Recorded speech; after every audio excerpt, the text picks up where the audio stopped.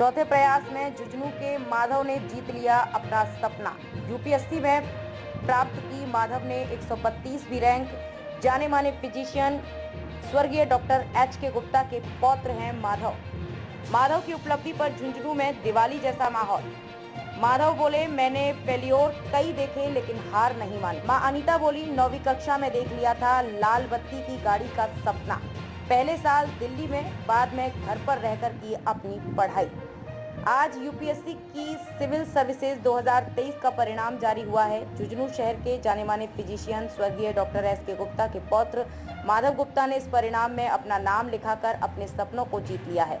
जी हां, माधव गुप्ता ने चौथे प्रयास में आखिरकार अपना सिविल सर्विसेज में जाने के सपने को पूरा कर लिया है। आज परिणाम घोषित होने के बाद घर में खुशी का और उनके मोहल्ले में दिवाली जैसा माहौल है। आतिशबाजी हो रही है, मिठाइयां बंट रही हैं। माधव गुप्ता ने अपने प्रारंभिक शिक्षा 8वीं तक झुंझुनू शहर में की। इसके बाद 9वीं से लेकर 12वीं तक की पढ़ाई पिलानी में की।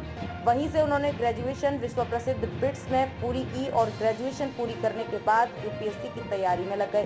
पहले साल तो माधव ने अपनी तैयारी दिल्ली में की लेकिन सफलता हाथ नहीं लगी, पर रास्ता हाथ लग गया और फिर हर बार झुंझुनू में तैयारी की। इस बार उन्होंने चौथी बार में सफलता हासिल करते हुए 132वां रैंक प्राप्त किया है। माधव गुप्ता बताते हैं कि उन्होंने फेल्योर कई देखे लेकिन हार नहीं मानी, इसलिए युवाओं को 1, 2, 3 फेल्योर में अपना टारगेट नहीं छोड़ना चाहिए। ईमानदारी से की गई कड़ी मेहनत सपनों को जरूर पूरा करती है। माधव गुप्ता के पिता राजेश गुप्ता तथा मां अनिल गुप्ता ने बताया कि उनके परिवार में ये पहला व्यक्ति माधव गुप्ता ही है जो सिविल सर्विसेज में जा रहा है। इस बात की उन्हें बेहद खुशी है। मां अनीता गुप्ता तो अपने बेटे को परफेक्ट बेटा भी बताती हैं, जिसने कभी किसी काम के लिए मां की डांट नहीं खाई।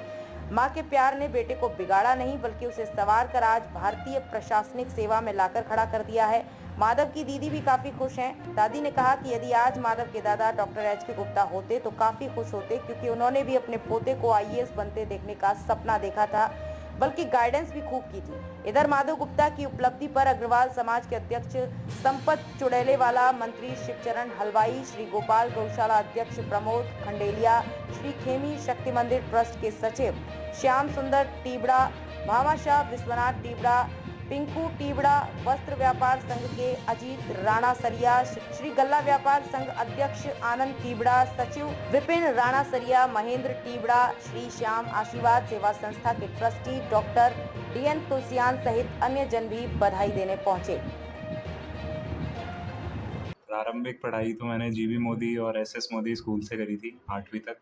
फिर 9वीं में मैं बिरला पब्लिक स्कूल पिलानी चले गया। घर में मेरे फादर मदर हैं, बड़ा भाई है, भाभी हैं और दादी हैं। दादाजी का 1.5 महीने पहले अनफॉर्चुनेटली स्वर्गवास हो गया था, तो उनका भी सपना था कि उनके रहते बन जाऊँ मैं, पर अब रिजल्ट लेट आया। Doctor H K. गुप्ता जी थे, मतलब यहाँ पे डॉक्टर थे और फिजिशियन थे। बीडीके में काफ़ी सालों तक उन्होंने सर्विस दी, फिर यहीं रिटायर हुए। पिताजी का नाम राजेश गुप्ता है, उनकी इधर होलसेल दवाई का बिजनेस है, अन्नपूर्णा मेडिकोज नाम से। अनीता गुप्ता नाम है और इधर हम हाउसवाइफ। भाई का नाम बड़ा भाई है राघव गुप्ता, और वो भी फादर के साथ बिजनेस में ही है। मन में तो मेरे कॉलेज के टाइम से था, जब मैं पिलानी में बिट्स से मैंने ग्रेजुएशन करी थी तब से। तो ये चौथा अटेम्प्ट था मेरा। तो पहले भी एक बार इंटरव्यू दिया था मैंने, पर इस बार रैंक आई। प्रेरणा मेरे दादाजी, मतलब सारा टाइम बात करते थे, गाइडेंस देते थे कि क्या क्वेश्चंस पूछे जा सकते हैं, वो बताते थे न्यूज़ वूज़ देख के। तो सब बड़ों का ही आशीर्वाद है, दादा दादी पापा मम्मी सबका। पहले मैंने मतलब साल भर दिल्ली में करी थी कोचिंग, बट उसके बाद तो घर पे ही खुद से ही करी थी। नया तो कुछ नहीं, जो हो रहा है वही अच्छे से हो जाए तो ही बहुत है। तो जो है वही अच्छे से करने की कोशिश करें। संदेश तो यही रहेगा, जैसे मुझे भी 5-6 साल लग गए, तो मतलब संदेश यही रहेगा कि मतलब रास्ते में फेलियर भी देखे तो मतलब लगे रहने के लिए, कि हार नहीं मानने के लिए। नहीं, इंटरव्यू तो मेरा मोस्टली जो मेरा बैकग्राउंड था, वर्क एक्सपीरियंस और ऑप्शनल सब्जेक्ट उस पर ही था, तो और करंट अफेयर्स जो थे तो नॉर्मल ही था, ऐसा कुछ हटके अलग से नहीं था। सबसे हटके तो जैसे इंडिया और चीन के रिश्तों पे सर ने पूछा था, वो आर्मी बैकग्राउंड के सर थे, तो वो एक अच्छा क्वेश्चन था। ये इसने बिरला पब्लिक स्कूल में पढ़ता था। एसएस मोदी से इसने प्राइमरीली अपनी एजुकेशन की, और जब ये बिरला पब्लिक स्कूल में गया तो इसने अपनी 10th, 11th और 12th की, जब इसमें हॉस्टल में था तो इसने बिट्स पिलानी रख रखा था सामने एम रख रखा था और बिट्स पिलानी में इसने IAS UPSC इसने एम रख रखा था और इसका शुरू मन से ये था कि मैं UPSC क्रैक करूँगा। ये इसी का सपना था। हम लोगों की तो कोई प्रेरणा ऐसी नहीं, इसकी पढ़ाई में हम लोग कोई दखलंदाजी नहीं किया करते थे, जैसा कर रहा है वैसा ठीक है।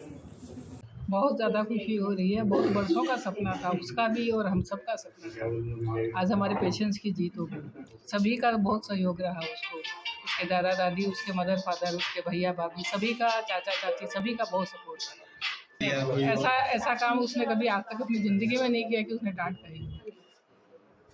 तो डांट का तो सवाल ही नहीं उठता।